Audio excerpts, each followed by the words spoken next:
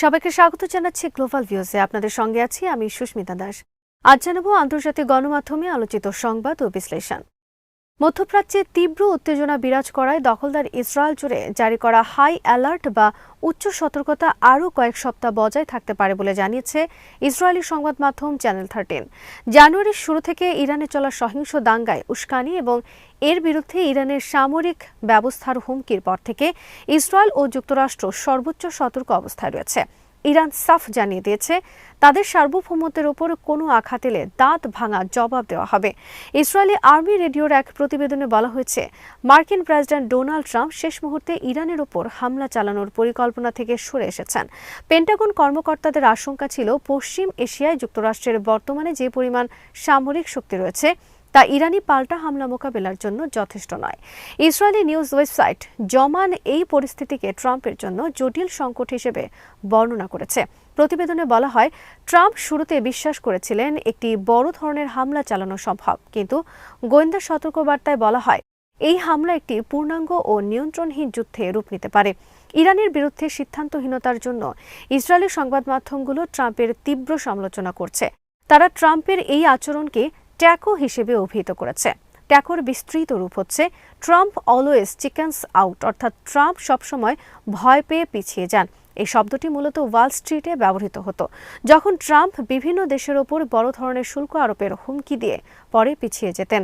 Israeli গণমাধ্যমগুলো বলছে, ইরানের ক্ষেত্রেও ট্রাম্প সাহসী নেতৃত্ব দেওয়ার বদলে চাপের মুখে পিছু হটার সেই পুরনো প্যাটার্নই প্রদর্শন করেছেন। ইরানের সর্বোচ্চ নেতা আয়াতুল্লাহ সাইয়েদ আলী খামেনির বিরুদ্ধে যে কোনো ধরনের হামলাকে সমগ্র ইরানি জাতির বিরুদ্ধে পূর্ণাঙ্গ যুদ্ধ হিসেবে গণ্য করা হবে বলে হুঁশিয়ারি দিয়েছেন দেশটির প্রেসিডেন্ট মাসুদ পেজেশকিয়ান। রোববার সামাজিক যোগাযোগ মাধ্যম এক্সে দেওয়া এক পোস্টে তিনি এই কড়া বার্তা দেন। প্রেসিডেন্ট পেজেশকিয়ান পোস্টে উল্লেখ করেন, যুক্তরাষ্ট্র তার মিত্রদের আরোপিত অমানবিক নিষেধাজ্ঞায় বর্তমানে ইরানি জনগণের অর্থনৈতিক দুর্দশার অন্যতম প্রধান কারণ। তিনি পশ্চিমা দেশগুলোর এই বৈরী নীতির তীব্র সমালোচনা করেন। এর আগে শনিবার আয়াতুল্লাহ খামেনি এক বক্তব্যে ইরানের সাম্প্রদায়িক দাঙ্গা ও সহিংসতার জন্য মার্কিন প্রেসিডেন্ট ডোনাল্ড ট্রাম্পকে সরাসরি দায়ী করে বলেন, ইরানি জাতির বিরুদ্ধে পরিচালিত হত্যাকাণ্ড, ক্ষয়ক্ষতি ও মিথ্যা অপবাদের জন্য মার্কিন প্রেসিডেন্ট দায়ী।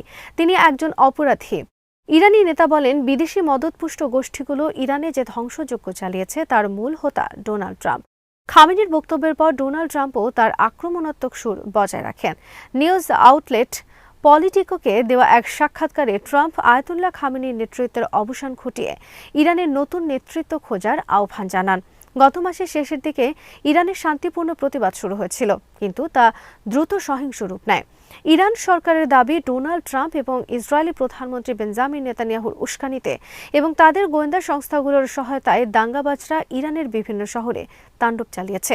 এই সহিংসতায় দেশটির নিরাপত্তা বাহিনীর সদস্য ও সাধারণ নাগরিক প্রাণ হারিয়েছেন এবং রাষ্ট্রীয় অবকাঠামোর ব্যাপক ক্ষতি হয়েছে।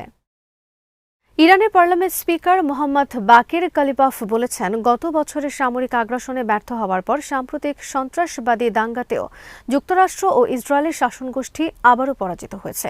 রোববার তেহরানে ইরাকি পররাষ্ট্রমন্ত্রী ফুয়াদ হোসেনের সঙ্গে এক বৈঠকে তিনি এই মন্তব্য করেন। বৈঠকে কালিবাফ সতর্ক করে বলেন, ইহুদিবাদী ইসরায়েলি শাসনের মূল লক্ষ্য হল মুসলিম জাতিগুলোকে দুর্বল ও বিভক্ত করে তাদের উপর আধিপত্য বিস্তার করা। তিনি বলেন, যুক্তরাষ্ট্র ও ইউরোপীয় দেশগুলোর সমর্থন নিয়ে ইসরায়েল নিজেকে এই অঞ্চলের প্রধান সামরিক শক্তিতে রূপান্তর করতে চায়। 2025 সালের জুনের মাঝামাঝি সময়ে যুক্তরাষ্ট্র ও ইসরায়েল ইরানের মহাকাশ গবেষণা ও অ্যারোস্পেস শক্তি ধ্বংস করার লক্ষ্যে একটি সামরিক আগ্রাসন চালিয়েছিল। কালিবাফ উল্লেখ করেন, ইরানের সশস্ত্র বাহিনীর সাহসিকতা এবং জনগণের বিচক্ষণতার কারণে তারা সেই অশুভ লক্ষ্য অর্জনে ব্যর্থ হয়েছিল। কালিবাফ অভিযোগ করেন, সামরিকভাবে ব্যর্থ হয়ে গত 10 দিনে ডোনাল্ড ট্রাম্পের সরাসরি সমর্থনে ইরানের আরেকটি সন্ত্রাসবাদী যুদ্ধ চালানো হয়েছে। তার মতে, তাদের পরিকল্পনা ছিল ভেতর থেকে সন্ত্রাসী কর্মকাণ্ড চালিয়ে দেশকে অস্থিতিশীল করা এবং এরপর বাইরে থেকে সামরিক হামলা চালানো। কিন্তু ইরানের নিরাপত্তা বাহিনী অত্যন্ত দ্রুততার সঙ্গে এই চক্রের মূল হোতাদের গ্রেফতার করতে সক্ষম হয়।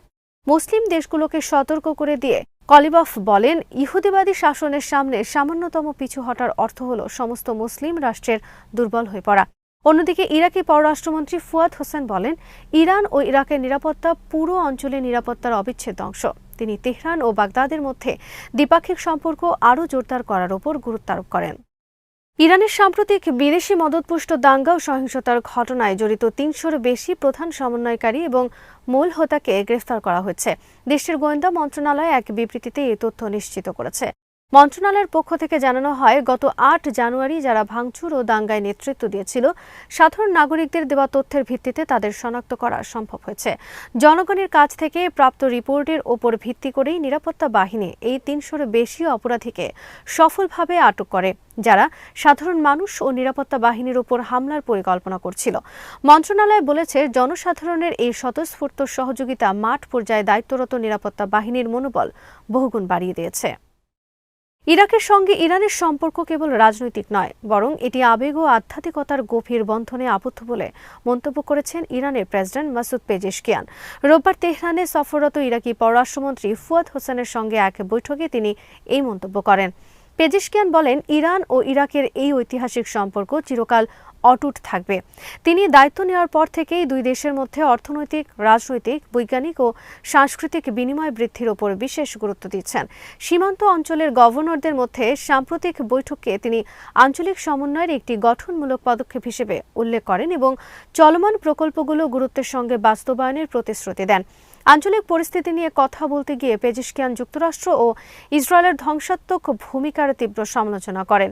ইরানের সাম্প্রতিক সহিংসতাকে তিনি আমেরিকা ও ইসরায়েলের যৌথ প্রকল্প হিসেবে বর্ণনা করেন। তার মতে, তারা ইরানের উপর চাপিয়ে দেওয়া অর্থনৈতিক সংকটকে পুঁজি করে এই দাঙ্গা উস্কে দিয়েছে। মাসুদ পেজেশকিয়ান সতর্ক করে দিয়ে বলেন, ইরান সবসময় অবিশ্বাস ও বিচ্ছিন্নতার দেয়াল ভেঙে প্রতিবেশী দেশগুলোর সাথে সুসম্পর্ক চায়। তিনি জোর দিয়ে বলেন, যদি আমরা মুসলিম উম্মাহ ঐক্যবদ্ধভাবে একে অপরের পাশে দাঁড়াই, তবে কোনো শক্তির পক্ষেই আমাদের হুমকি দেওয়া সম্ভব হবে না।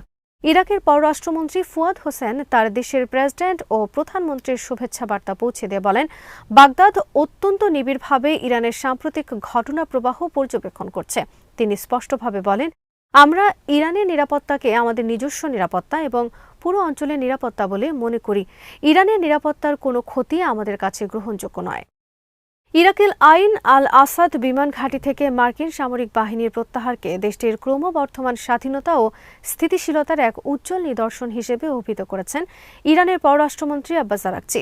তিনি মনে করেন, এই পদক্ষেপ ইরাকের জাতীয় সার্বভৌমত্বকে আরও সুসংহত করবে। রোববার তেহরানে সফররত ইরাকি পররাষ্ট্রমন্ত্রী ফুয়াদ হোসেনের সঙ্গে এক যৌথ সংবাদ সম্মেলনে আরাগচি বলেন, আইন আল আসাদ ঘাঁটি থেকে মার্কিন সেনা প্রত্যাহার এবং জাতিসংঘ মিশন সমাপ্ত হওয়া ইরাকের স্বাধীনতা, স্থিতিশীলতা এবং জাতীয় সার্বভৌমত্ব সুসংহত হওয়ার স্পষ্ট লঙ্ঘন। তিনি বলেন, ইরান সবসময় একটি শক্তিশালী ও স্বাধীন ইরাক দেখতে চায়। ইরানের বিশ্বাস, আঞ্চলিক শান্তি ও স্থিতিশীলতা বজায় রাখতে ইরাক অত্যন্ত গুরুত্বপূর্ণ ভূমিকা পালন করার সক্ষমতা রাখে। আরাগচি উল্লেখ করেন, ইরাকের সাম্প্রতিক নির্বাচনের পর এই বৈঠকটি দুই দেশের সম্পর্ক উন্নয়নের পরিকল্পনায় একটি নতুন পদক্ষেপ। দ্বিপাক্ষিক সম্পর্কের বিষয়ে তিনি জানান, ইরান ও ইরাক একটি কৌশলগত সহযোগিতা চুক্তি স্বাক্ষরের লক্ষ্যে কাজ করছে। মধ্যপ্রাচ্যে ইরাকের ভূমিকা ক্রমশ ইতিবাচক হচ্ছে। সমস্যা সমাধান এবং সংলাপের ক্ষেত্রে বাগদাদ যে ইতিবাচক ভূমিকা রাখছে তার প্রশংসা করেন আরাগচি। আজ এখানেই শেষ করছি। সবাই ভালো থাকুন, সুস্থ থাকুন আর দেখতে থাকুন বিডি ভিউজ। চ্যানেলটি ভালো লাগলে সাবস্ক্রাইব করুন। সংযুক্ত থাকুন আমাদের ফেসবুক পেজে।